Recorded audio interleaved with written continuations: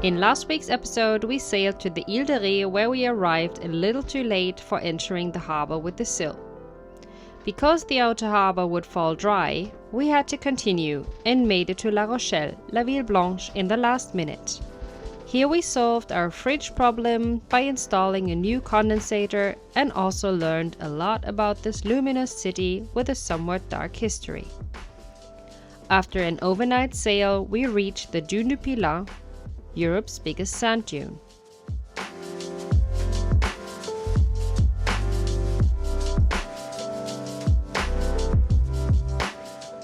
Due to very high swell, we decided not to enter this tricky inlet, which was good, because the responsible person sitting in the radar tower of Cap Ferret later gave out a security warning not to enter either inlet to go to Arcachon.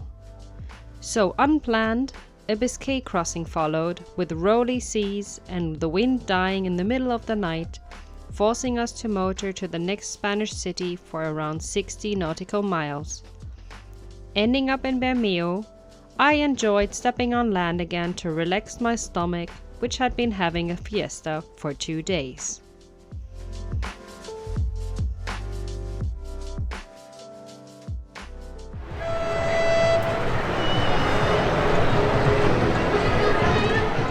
It was only while walking around in Bermeo that we realized that we had berthed in Spanish Basque country, which is an autonomous region in northern Spain. The region has an own flag that sailors are also urged to put up to show their sovereignty. It looks like the Danish flag with a green X through it. Bermeo's economy seems to be based on fishing, as it has a fleet of deep-sea vessels in the harbor that are specialized on tuna fishing. On one of the fishing vessels, which was on the Hard, we spotted the city coat of arms with a whale and a fisher boat on it, reminding one of the city's whaling history. Many restaurants around the harbor offered freshly caught fish of the day. Bermeo's old town surprised us with its colorful houses and narrow streets. In many of these streets you could see the sign Aupa Urdaibai put up. Everyone was dressed in marine blue clothes, and many people had checked scarves around their necks while celebrating on the streets. It seemed like there was a city festival, and at the same time there was a feeling of revolution and patriotism in the air. Here and there we saw signs and advertisement in a language that we had never seen before and that shared no similarity with the Spanish language. Coming from the quiet Biscay, after 3 days at sea, our ears really had to get used to the loudness around us. It was not only the different sounds of music coming from different directions, but also the lively way of speaking with one another with high voice pitches using a lot of gestures that we were not used to.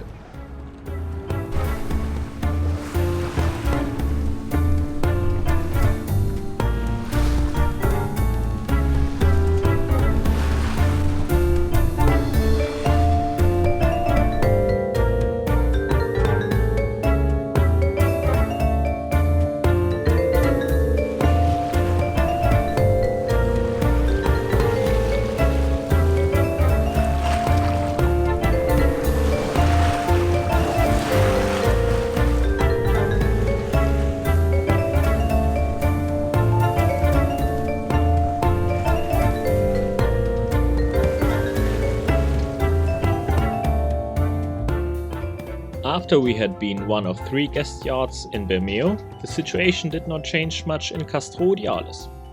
It is a harbor located just 8 nautical miles further west of Bilbao and is a border town between the Spanish Basque country and the Spanish region Cantabria. Here we anchored behind the harbor wall and took our dinghy on land to have a closer look at the church we had seen from far.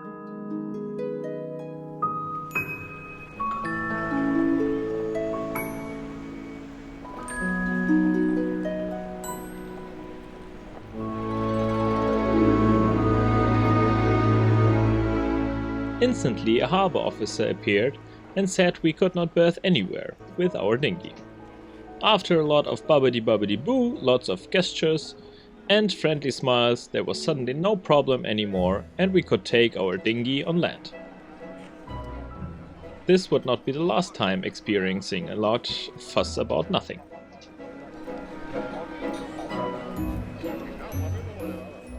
The church turned out to be called Santa Maria della Assunción, which is Cantabria's most important Gothic monument, which actually looks like a cathedral due to its size. An evening walk along the promenade Paseo Maritimo, passing the old town, rounded up our stay in the small fisher town.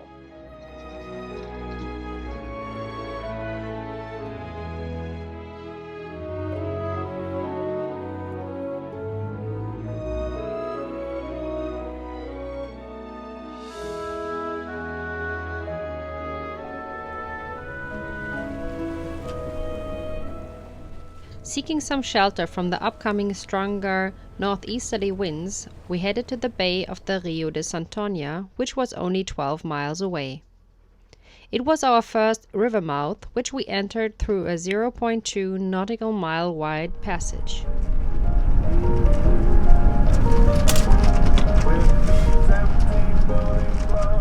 We found a very well situated anchorage which protected us against wind and waves from all directions due to the long dune peninsula of Laredo.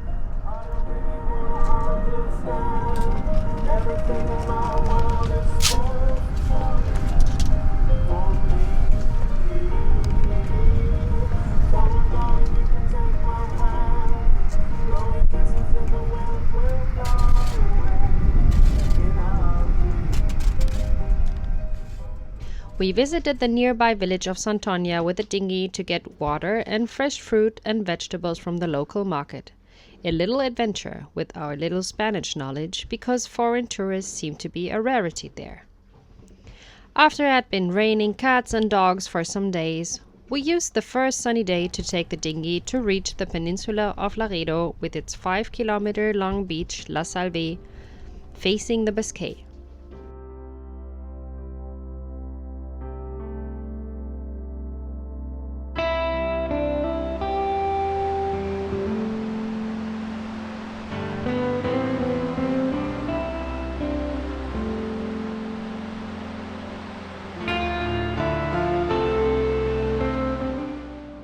At low tide, the wet beach offered a fantastic spectacle as the cloud formations were reflected on the wet sand.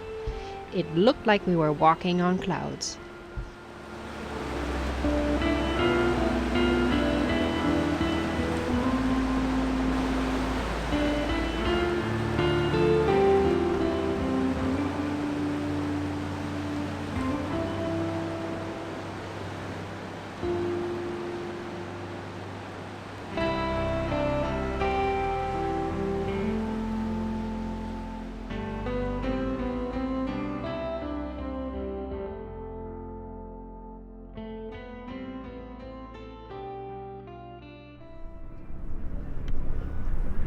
Yeah, so today we're gonna do some boat maintenance. Yeah, it's an old wooden boat, and we have everywhere here in the cockpit the small scratches, and here you see the varnish is not so good anymore. So normally you have to remove all the varnish, the old one, sand grind it and put a new on. What I gonna do is only to sand grind the first couple of layers and then put a new varnish on it. Yeah, the time will come that we have to put all the varnish out from the cockpit and make it new, but for now it's just only protecting the wood getting wet during rainy days.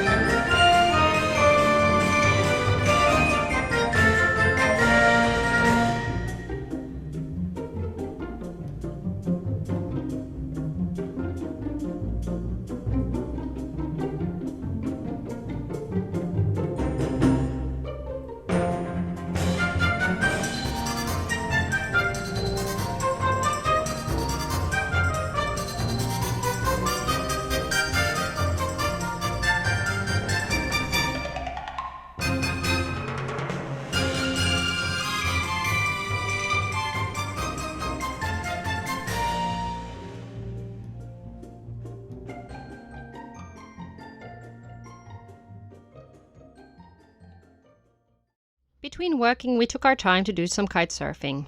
This is what we had been looking for. On one side, our sheltered anchorage, on the other side, a nice beach for some surfing. And on top, we were the only yacht on anchorage in this protected bay for 3 days.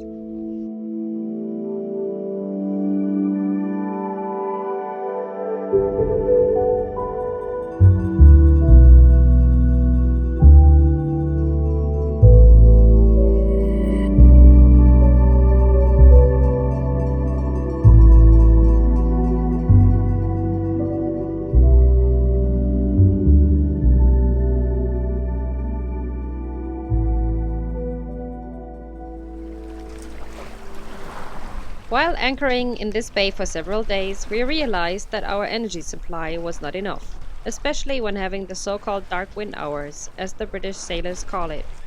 That means we had no sunshine and wind at all. Our battery level dropped below 60% and we had to put the motor on for a while. So we decided to continue to a bigger city to buy a generator for these cases. 1 weekend delay, you could say, that we reached Santander, the original destination port we were heading for when crossing the Basque from Arcachon.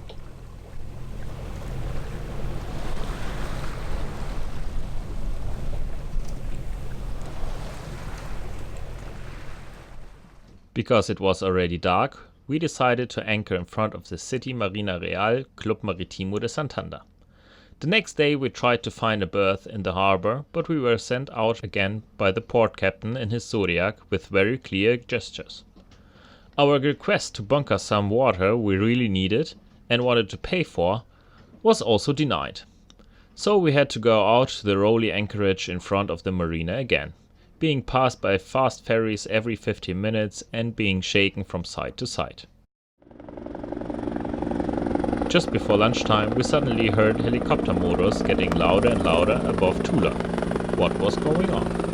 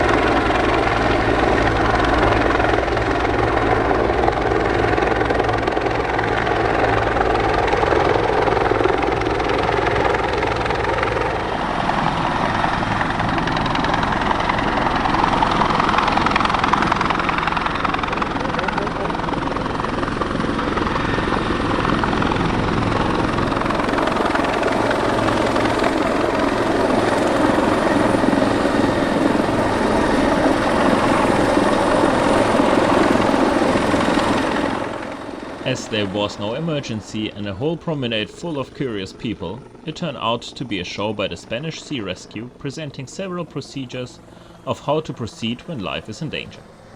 In the evening we found out that we had arrived during the Festival del Mar, a festival of the sea, grand boats, maritime culture and history, and that this show was part of it. The port captain in his Zodiac allowed us to berth our dinghy at the main building of the marina, which was also a restaurant. So we did. As we had secured the dinghy and entered the building, people were staring at us, and we were staring back. Why? Inside the building, it looked as if King Felipe was living there himself. King Felipe and Queen Letitia's portrait was presented in a golden frame on the wall, of course hand-signed. Club trophies as well as club belts for men, one could purchase were displayed in glass cabinets. Well-dressed gentlemen and perfectly styled ladies with lots of jewelry, fancy hats, and dresses were enjoying their afternoon tea, overlooking Santander harbor, including our arrival with the dinghy. Good that we had put on something decent and fresh before entering this fine building. Just imagine the looks we received when returning from the supermarket and hardware store with our fully packed backpacks with food, several 6-liter water canisters, and a generator the size of a big box of beer on Ilya's shoulder after ringing the bell of the old wooden door. Never have we more intensely felt the looks someone gives you wanting to tell you, no working class chaps welcome here. With our heads held high, we carried everything right through the building back into our dinghy to leave it with the hellish noise our outboarder makes. What a day.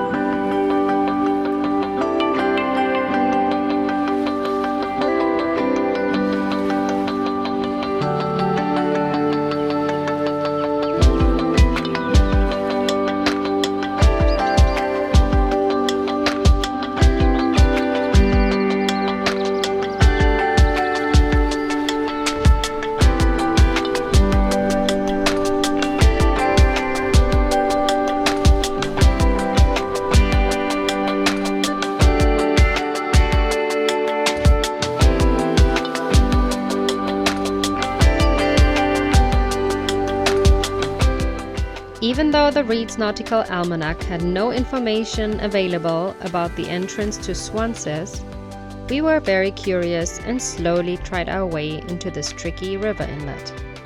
The seas were very calm and it was just before high tide. At low tide, the inlet only holds 1.2 meters of water for 0.3 nautical miles. Dangerous waves can form here, the fisher next to us told us later. Originally, we wanted to anchor outside the harbor, but the possible space was full of moorings and boats. Asking the local fishers in the harbor whether we could berth next to one of them, with the help of a cheat sheet with Spanish sentences we had prepared in advance, we received a warm "Sí, claro."